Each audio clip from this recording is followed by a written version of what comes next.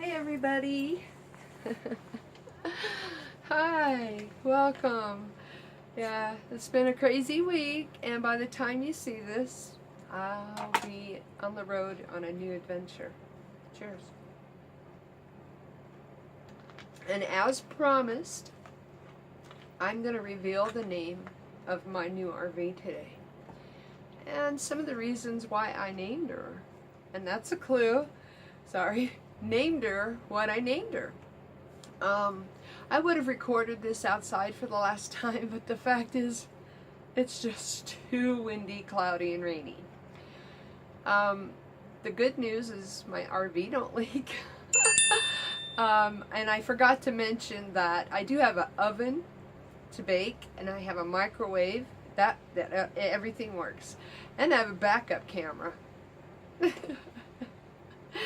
I did add 34 feet to my driving experience, and with my rack for Lucy Lou, my scooter, it would be about 36 feet, but the girl's not worried. So anyway, without further, well, I don't really want to talk about that yet. What I'd like to talk to you about is the other day, let me turn around here a minute. The other day, actually the second evening after I had my rig, I was sitting in here, kicked back, trying to relax a little. You remember how chaotic it was. I had just finished clearing the living room area where I could walk through, cook myself some food, and I sat down, and all of a sudden the lights started to dim. Then the TV went out, and I was running around like a fanatic, because it was about 8 or 9 o'clock at night. It was totally dark outside. I was running around like a fanatic trying to find a flashlight. I did. So I tried to start my rig, at no avail. I tried to do the circuit box, no avail. I tried to start the generator, of course, no avail. If the truck won't start, the generator won't start. I went outside with my flashlight, and my rig is a 30 amp rig. And to my horror, being 8 o'clock at night, I think it was on a Sunday, the little wheel on the electrical box wasn't moving at all. Now, this place that I have been at has had some issues with some of their electrical boxes. The park is almost 30 years old, although it looks amazing. They've done an incredible job of keeping up with it. But with that being said, something happened. Now, in the electrical area in the back, there's two places for me, well, three, to hook up. There's a 110 amp where I can like stick in, let's say, a coffee pot, and it'll run. There is a 30 amp, that's got 3 prongs, and there is a 50 amp. So I dug in my RV and I pulled out what's called a pony. You'll notice this one is a 30 amp on one end, and it goes into from a 110 to a 30. This one here is a 30 to a 50. And this one is a 30 to plug in to a 110. Now I have 4 of these. The one I ended up using, just to see if the box was working, was I took my pony and I attached my 30 amp cord from my house to the 50 amp, and I plugged it in, and it worked. So yes, you can run a 30 amp on 50. It doesn't hurt it, and if need be, but you need to report that to the park management if you have to do that. But these are expensive, I won't lie. I have 4. You can also get just the attachment that has like the plug-in on one side and the outies on the other. I find that they're cheaply made. They are cheaper. I think they're like 12 bucks each. But your best bet would have these. I'm just saying. I use these all the time. I use them to keep underneath my rig warm if it gets going to be below 30, into my my basement back there, keep my lines and stuff from freezing. So, without further ado, I want to let you know that in case of an emergency, like I had the other night, besides the little LED lights that I didn't have up yet, that I have strategically, I said it, all around the house, these are a must. Okay, now on to the important stuff. What did I name my new rig? Well, you know, the name of the rig is a hurricane, and that to me is chaotic. It says chaos. And when we think about hurricanes, we know there's destruction and death, high winds. And you know, when I thought about this rig and the spirit of this rig, it's anything but a hurricane. And the other one was a hurricane. It was a fast mess, and it was a death mobile. But this house is not. This house has a sweet spirit. I'm going to give you a little background on my new home. This Class A was owned by a woman my age. She had children and grandchildren, and she died of cancer at the beginning of the year. Her daughter, just 24 years old, is the executor of her mom's stuff and wanted somebody like her mother to own this house.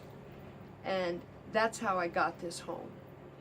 And this home is now filled with grandchildren and laughter and happiness and positivity. And I know that her mother's looking down from heaven, and she's very proud. And with that being said, I don't know if you've ever walked into a home and felt the energy, bought a car and felt the energy, but there are energies around everything, around people. We know we have ours, but there is an energy around everything in this world. And you can feel that energy, especially if you're an empath or you're tuned into it. This little house has the most sweet, amazing, positive spirit to it. It fills me with joy. I walk in the door and it's like my lungs fill with air, and all of a sudden I'm home. All of a sudden I'm happy. I have my dreams. I have a place that I don't have to reach across from the couch to wash a dish. I actually have to walk. Now, yes, I imagine in the beginning I would have been happy in a van, and I probably would have been a nomad.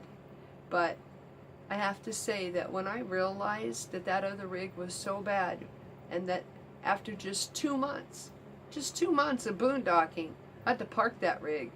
And that's how I ended up being a camp worker. I fell in love with camp working. Absolutely.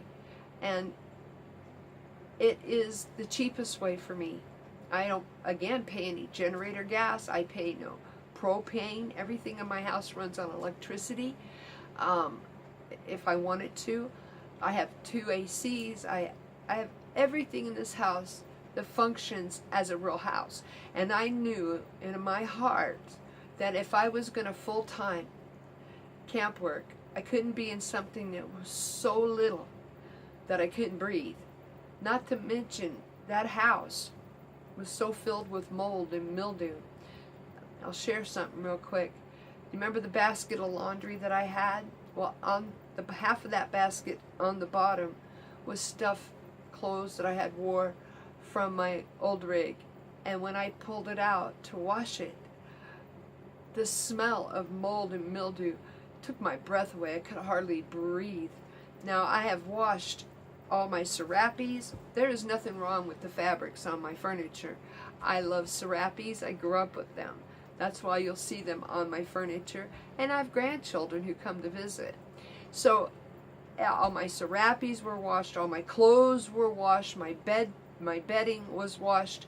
Even if it was in the closet, everything was re-washed because of the smell of mold and mildew. It's sad. But I'm happy to report that my baby, this one right here, we had heavy rains last night, and we're due heavy rains again tonight. There's no leaks in this rig. There's a little bit of damage up here, and I thought it was leaks. I got up on the roof, caulked the roof. I was assured that nope, that was from the old owner, liked to cook in here, and she had nothing to dehumidify, which I do. And she never opened her fantastic fan or her windows in the wintertime, and that's mostly from steam. And true to their word, or my caulking job, there is no leaks in this rig, and I am just ecstatic. So, without further ado, what is the name of my new rig?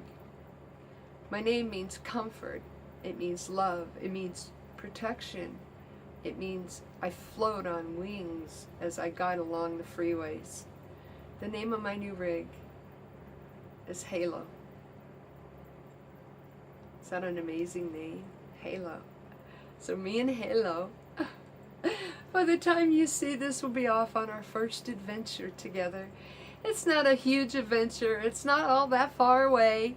I am going more toward California for a while, but I have to say, she drives amazing. She runs amazing. And yeah, I hate to have to tear all this stuff down and put it on the floors and in the tub. But the fact is, Halo and me are going a long, long way. As you all know, I had to get rid of my dog Chloe. She is now on a cow farm, a dairy farm in Flagstaff. And then I got that little Australian Shepherd. Just didn't do well, and within a week I had to rehome her. Well, I have a dog coming who's part Shih Tzu, doesn't shed.